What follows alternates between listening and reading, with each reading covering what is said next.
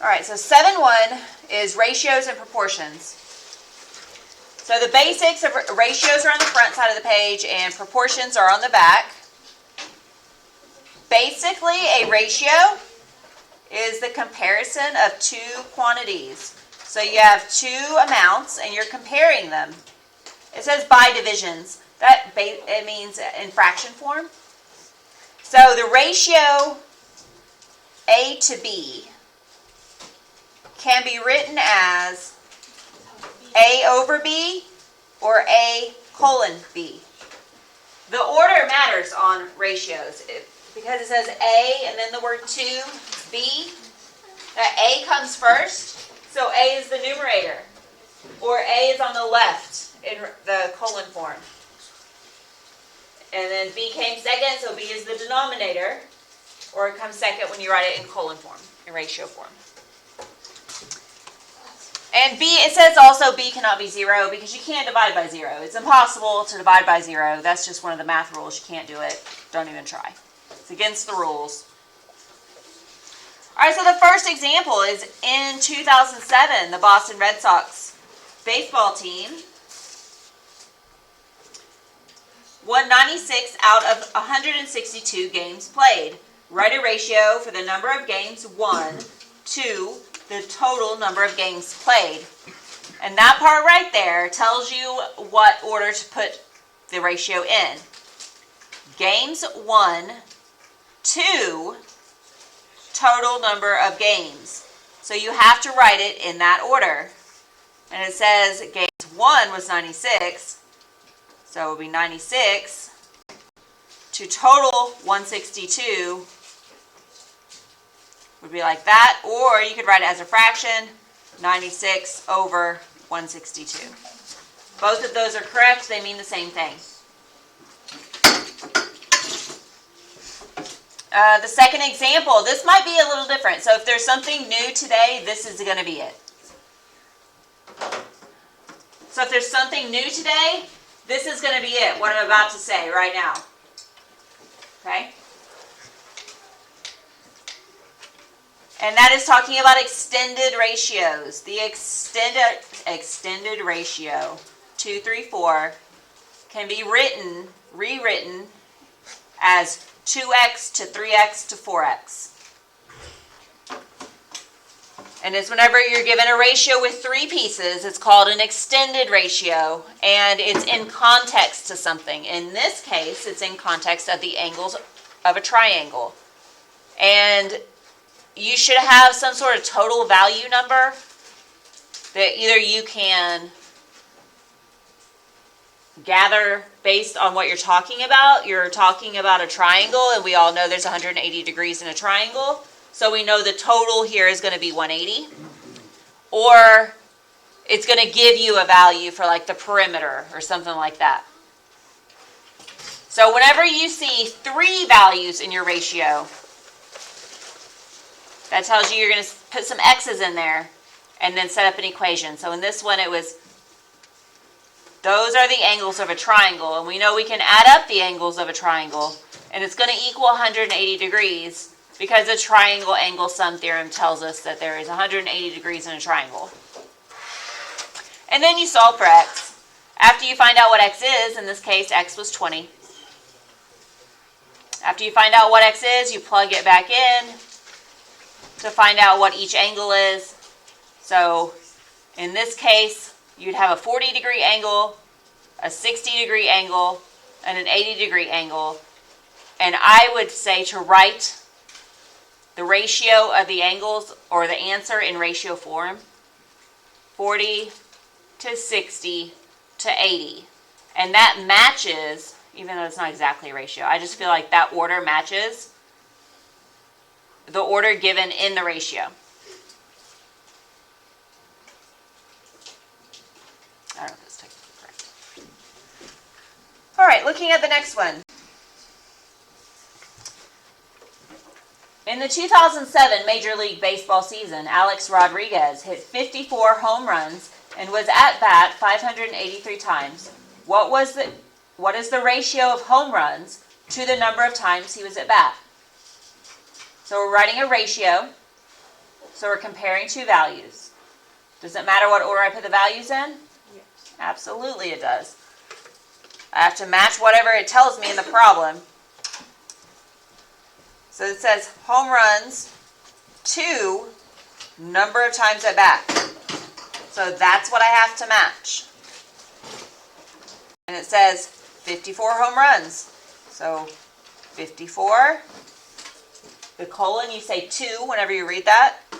And total at bat, 583. Or I could write it as a fraction, 54 over 583. All right, so the next one, if there are 182 girls in the sophomore class of 305 students, what is the ratio of girls to total students? So it says girls to total students. I write girls first. There's 182 girls. Total students, 305, because there's 305 students in the sophomore class. All right, number 3, the length of a rectangle is 8 inches and its width is 5 inches. What is the ratio of length to width? Length to width. So length is the first number, 8. So it's 8 to 5. 5 to 8 would be wrong. That would be the ratio of width to length. And that's not what it asked for. So with ratio, order matters. You have to match what you're told to do. The ratio of sides of a triangle is 8 to 15 to 17. It's the ratio of the sides of a triangle. Its perimeter is 480 inches. We are not talking about angles of a triangle. We're talking about its side length. The side length can be anything. You could have a really little triangle or you could have a giant triangle. The angles are always 180, but perimeter, around the outside, like a fence, that could be any number. So whenever you have one of these extended ratios, you need an x, because right now there's nothing to solve for. It's just the ratio of the sides and a total. But we could make it 8x plus 15x plus 17x. And if we add those 3 sides up together, it's going to be 480 inches. And if we add those up, that's 40x. 8 plus 15 plus 17 gives me 40x, and that equals 480. If I do 480 and divide it by 40, then x is 12. But I'm not finished with my problem, right? It didn't ask what is the value of x. It asked what's the side lengths. So after I find out what x is, I need to plug it back in to the equation I created right here. Sort of, not really exactly plug it into the equation. But I calculate each one of these terms. 8x, 15x, and 17x. Because those are the 3 sides of the triangle. Alright, so I take the x is 12 and I calculate the side that is 8x, the side that is 15x, and the side that is 17x. But instead of x, I'm putting in 12. Ethan, are you watching? And then that gives me 96, 180, and 204. And if I add those numbers up, it should be 480 inches, because that's what it tells me is the length of the triangle. So ratios and proportions, you typically can check them by plugging it in to see if it makes sense. Yeah. And then the last one for ratios is the ratio of the measures of 3 angles in a triangle. So this time, we're talking about angles of a triangle. And if we talk about angles of a triangle, what is it going to be a total of? 180 degrees. Yeah, you're right. said it, but I whispered it. Thought about saying it. No, I whispered it. So angles of a triangle is 180 degrees. And I have the extended ratio 7 to 9 to 20. So that's how those sides compare to each other. And so I can make an equation with that information. I need an x. So it'll be 7x plus 9x plus 20x equals 180. So if I add up the sides with the x that you throw in there, it's going to equal 180. So add them up, 7, 9, and 20, 36. So I have 36 x's equal to 180. Divide it by 36, so now x is by itself. X is 5. Once I find out what x is, I can find each side length, or each angle measure now. The small angle is 7 times 5, so it's 35 degrees. The medium angle is 9x, so it's 9 times 5, so it's 45 degrees. And the largest angle is 20x, so it's 20 times 5, so it is 100 degrees. And I can see real quick by adding that up, that's 180 degrees, so I probably did it right. All right, so that's ratios. And on the back, we're going to look at proportions. And a proportion is just comparing two ratios and saying that they are equal to each other. You take two ratios and set them equal to each other. It's called a proportion. And y'all, I know you've done this in Algebra 1, for sure. This paragraph also explains about extremes and means. I am not at all worried about extremes and means. It's just a word to use to describe each side of the proportion, and it's just technical, and I'm not worried about that. As long as you know how to solve the proportions and work with proportions, we're good. So you probably heard of it as cross, multiply, and divide. To solve a proportion. And it's just algebra. When you say you're going to cross, multiply, divide, it makes it sound like you're doing something new, but you're not. It's still using algebra to solve for x. And it's just going to follow this pattern every time. So make an x one way and multiply it together. Make an x, the line for the x the other direction, multiply it together. And then you solve for x.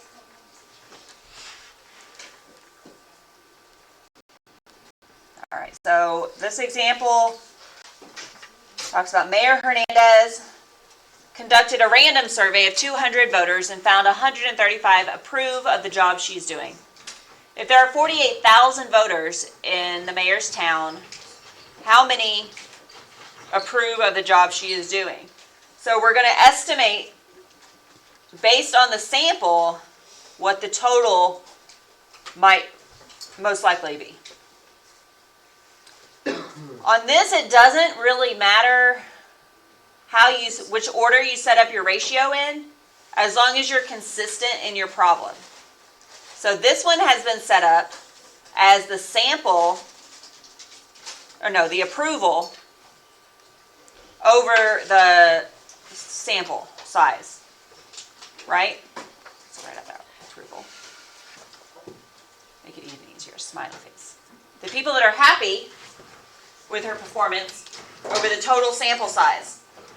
So the other side has to be set up, voters who approve over total amount of voters. So it's the same thing.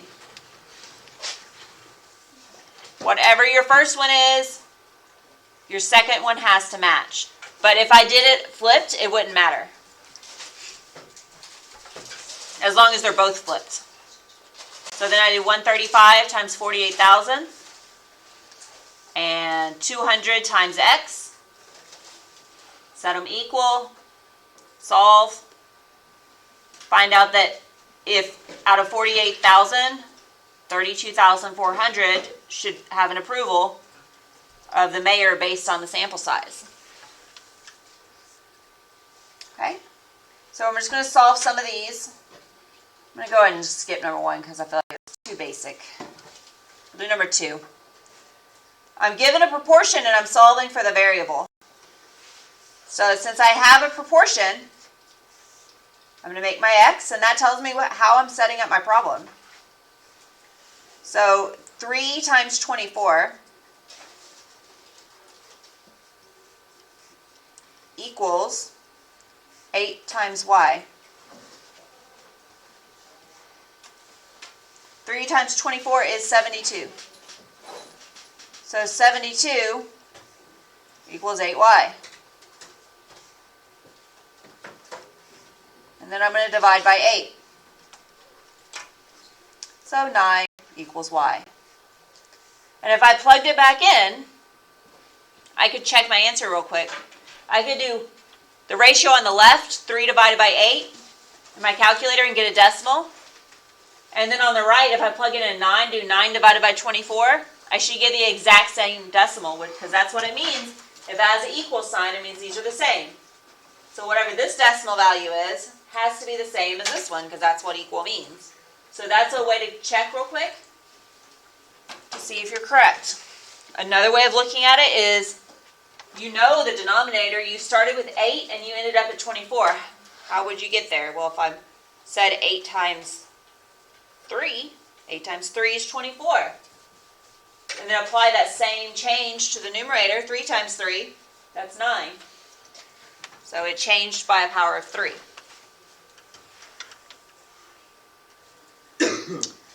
All right, so number 3 is a little more complicated because it has a binomial. Go ahead and just put parentheses around it. It's the best thing to do whenever you have binomials, because a binomial is just 2 terms or 2 numbers, 2 values that are connected by a plus or minus sign. You can't break them away or do separate things to them because they're connected by a plus or minus sign. They're a thing. You have to group it together, and you can't mess with it. You can't mess with one of those numbers without messing with both of them. So the best way to do it is just put parentheses around it to remind yourself. And then you're going to treat it, the proportion, the same as you did when there was just one number there. So crisscross, and I end up with 30 times x plus 2 is equal to 10 times x plus 22.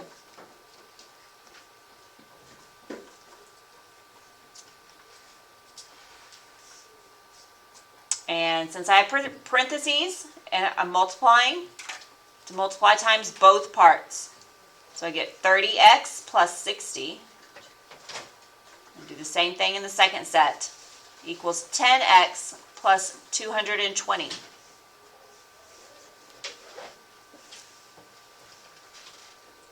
And I'm solving for x. So I need to get my x's together. I'm going to subtract 10x.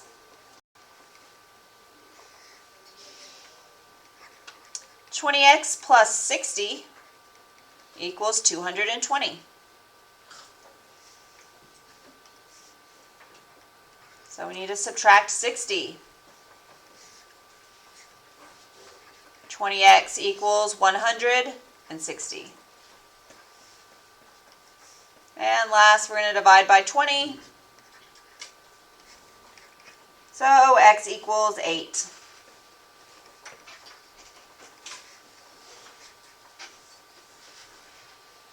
Okay.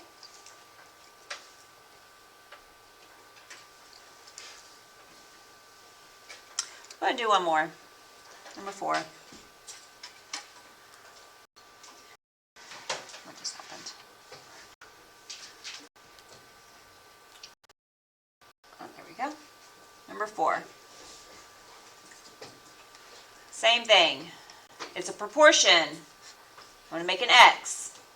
And that will help me set up an equation to solve. So 3y equals 18.2 times 9. 18.2 times 9 is 163.8. That equals 3y. So I'm going to divide by 3. and y equals 54.6.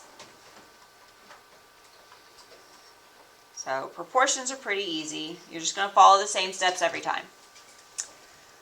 All right, 2-word problems. If 3 DVDs cost $44.85, find the cost of 1 DVD. This is a proportion problem. Whether or not you think of it that way or not, it is. Like, even if you're at the store and you were like, okay, well, how much would if I just want 1, and you thought through this, you might just divide it by 3, right? But really, you're doing a proportion.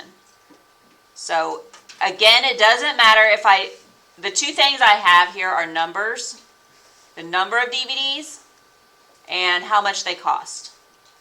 So it doesn't matter if I do number over money or money over number, but instinctively the way to think about this one would be money over number. So that's how I'm going to set up my proportion. So this is saying $44.85 for 3 DVDs is equal to how much money for 1 DVD?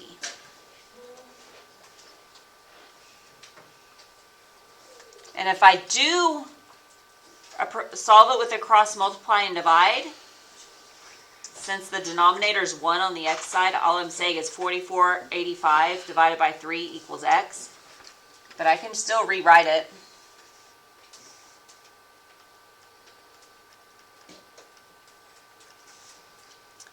As 44.85 times 1 equals 3x. So all I do to solve this is divide by 3. And then x equals 14.95.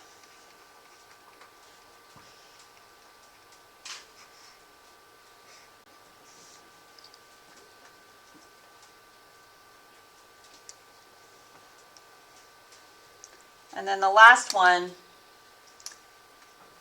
Brian is measuring plants in a field for a science project. Of the first 25 plants he measures, 15 of them are smaller than a foot in height. If there are 4,000 plants in the field, predict a total number of plants smaller than a foot in height. All right, so again, we need to make sure we set this up in the right order. It doesn't, for proportions, it doesn't give you an order. You can do it however you like. You can just do whichever one comes first. That's fine. So if he has 25 plants that he measures, 15 are smaller than a foot. So if we could just go in order and say total on top and small plants on bottom.